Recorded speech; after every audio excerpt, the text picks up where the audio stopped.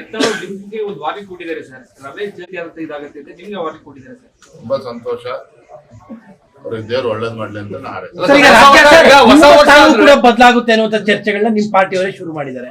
ರಾಜ್ಯದ ಅಧ್ಯಕ್ಷನಾಗಿ 1 ವರ್ಷಗಳ ಕಾಲ ನಿರಂತರವಾಗಿ ಈ ಭ್ರಷ್ಟ ಕಾಂಗ್ರೆಸ್ ಸರ್ಕಾರದ ವಿರುದ್ಧ ಹೋರಾಟವನ್ನ ಮಾಡ್ಕೊಂಡು ಬಂದಿದ್ದೇವೆ. ಭಾರತೀಯ ಜನತಾ ಪಾರ್ಟಿ ನಮ್ಮೆಲ್ಲ ಕಾರ್ಯಕರ್ತರು ಸಹಕಾರ ನೀಡಿದ್ದಾರೆ. ಇದೇ ಬೆಂಗಳೂರಿಂದ ಮೈಸೂರು ನಾವು ತೆಗೆದುಕೊಂಡಂತ ಒಂದು ಐತಿಹಾಸಿಕ ಪಾದಯಾತ್ರೆ ಸಿದ್ದರಾಮಯ್ಯನವರು ಎಷ್ಟು ಆತಂಕದಲ್ಲಿದ್ರು ಅಂತೇಳಿ ನಾನು ಹೇಳ್ಬೇಕಾಗಿಲ್ಲ, ನಿಮಗೂ ಕೂಡ ಗೊತ್ತಿದೆ. ಹಾಗಾಗಿ ನಮ್ಮ ಕಾರ್ಯಕರ್ತರು ಕಾರ್ಯವೈಖರಿಯ ಬಗ್ಗೆ ಖುಷಿಯಾಗಿದ್ದಾರೆ, ಸಂತೋಷವಾಗಿದ್ದಾರೆ. ನನ್ನ ಮುಂದೆ ಒಂದು ದೊಡ್ಡ ಸವಾಲಿದೆ. ಭಾರತೀಯ ಜನತಾ ಪಾರ್ಟಿ ಇನ್ನೂ ಕೂಡ ಸದೃಢಗೊಳಿಸಿ ಮುಂದಿನ ದಿನಗಳಲ್ಲಿ ಸ್ಪಷ್ಟ ಬಹುಮತದೊಂದಿಗೆ ಬಿಜೆಪಿಯನ್ನು ಅಧಿಕಾರಕ್ಕೆ ತರಬೇಕು. ಆ ನಿಟ್ಟಿನ ಹೋರಾಟವನ್ನು ಮಾಡ್ತಾ ಇದ್ದೇನೆ, ಮುಂದೆನೂ ಕೂಡ ಮಾಡ್ತೇನೆ, ಯಶಸ್ವಿಯಾಗಿ ಮಾಡ್ತೇನೆ. ವರ್ಷ ಬಂದ್ರು ಈ ಹಳೆ ಜಗಳ ಹೋಗ್ತಾ ಇಲ್ಲ. ಹೈಕಮಾಂಡ್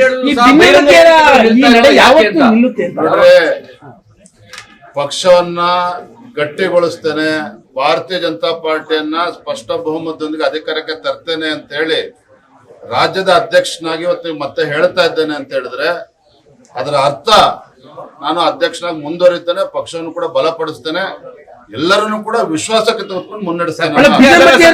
ಈ ಮಾತುಗಳು ಯಾವತ್ತು ನಿಲ್ತವೆ? ಭಿನ್ನಮತೀಯರ ಮಾತು ಯಾವತ್ತು ಅಂತಿಮ ಆಗುತ್ತೆ? ಫುಲ್ ಸ್ಟಾಪ್ ಬೀಳುತ್ತೆ ಭಿನ್ನಮತೀಯರ ಮಾತು ಸದ್ಯದಲ್ಲೇ ಇದೆಲ್ಲದೂ ಕೂಡ ಇತಿಶ್ರೀ. ಯಾಕಂದ್ರೆ ಸರ್ ಕಾರ್ಯಕರ್ತರು ಹೇಳ್ತಾ ಇರುವಂತದ್ದು ಈ ರೀತಿ ಎರಡೆರಡು ಹೇಳಿಕೆಗಳು ಕೊಟ್ಟಾಗ ನಮ್ಗೆ ಗೊಂದಲಾಟಿ ಮಾಡಿ ನಾನು ಕೂಡ ಒಪ್ಕೊಳ್ತೇನೆ. ಮೊನ್ನೆ ದಿನ ಕೊಪ್ಪಳದಲ್ಲಿ ಮಾತನಾಡ್ಬೇಕಾದ್ರೆ ನಾನು ರಮೇಶ್ ಜಾರಕಿಹೊಳಿ ಬಗ್ಗೆ ಹೇಳ್ಬೇಕಾದ್ರೆ ಆ ಮಾತನ್ನ ಹೇಳಿರೋದು. ಯಡಿಯೂರಪ್ಪನವ್ರ ಬಗ್ಗೆ ಮಾತನಾಡ್ಬೇಕಾದ್ರೆ ಸ್ವಲ್ಪ ಎಚ್ಚರಿಕೆ ಇರಬೇಕು. ಯಡಿಯೂರಪ್ಪನವ್ರಿಗೂ ಹೋರಾಟಗಾರರು. ಭಾರತೀಯ ಜನತಾ ಪಾರ್ಟಿ ನಗರಕ್ಕೆ ಸೀಮಿತ ಆಗಿರ್ತಕ್ಕಂಥ ಪಕ್ಷವನ್ನು ಹಳ್ಳಿಗೆ ತೆಗೆದುಕೊಂಡು ಹೋಗಿದ್ದಾರೆ ಅಂತ ಹೇಳಿದ್ರೆ ಹಿರಿಯ ನಾಯಕರ ಜೊತೆಗೆ ಯಡಿಯೂರಪ್ಪನವರ ಕೊಡುಗೆ ಅಪಾರವಾಗಿರ್ತಕ್ಕಂಥದ್ದು. ಹಾಗಾಗಿ ಯಡಿಯೂರಪ್ಪನವ್ರ ಬಗ್ಗೆ ಮಾತನಾಡಿದ್ರೆ ಕಾರ್ಯಕರ್ತರಿಗೂ ನೋವಾಗ್ತದೆ. ಹಾಗಾಗಿ ಎಚ್ಚರಿಕೆಯಿಂದ ಮಾತನಾಡಬೇಕು ಅನ್ನೋ ಮಾತನ್ನ ಹೇಳಿದ್ದೇನೆ. ಆದ್ರೆ ನಂಗೆ ಸಂಪೂರ್ಣವಾಗಿ ವಿಶ್ವಾಸ ಇದೆ. ಪಕ್ಷದ ವರಿಷ್ಠರು, ನಮ್ಮ ಹೈಕಮಾಂಡ್, ಅದೇ ರೀತಿ ನಮ್ಮೆಲ್ಲ ಪಕ್ಷದ ಹಿರಿಯ ಮುಖಂಡರು ನನ್ನ ಬಗ್ಗೆ ವಿಶ್ವಾಸನ ಇಟ್ಕೊಂಡಿದ್ದಾರೆ. ವಿಶ್ವಾಸನ ಉಳಿಸ್ಕೊಂಡು ಹೋಗ್ತಕ್ಕಂಥ ಕೆಲಸ ಮಾಡ್ತೇನೆ.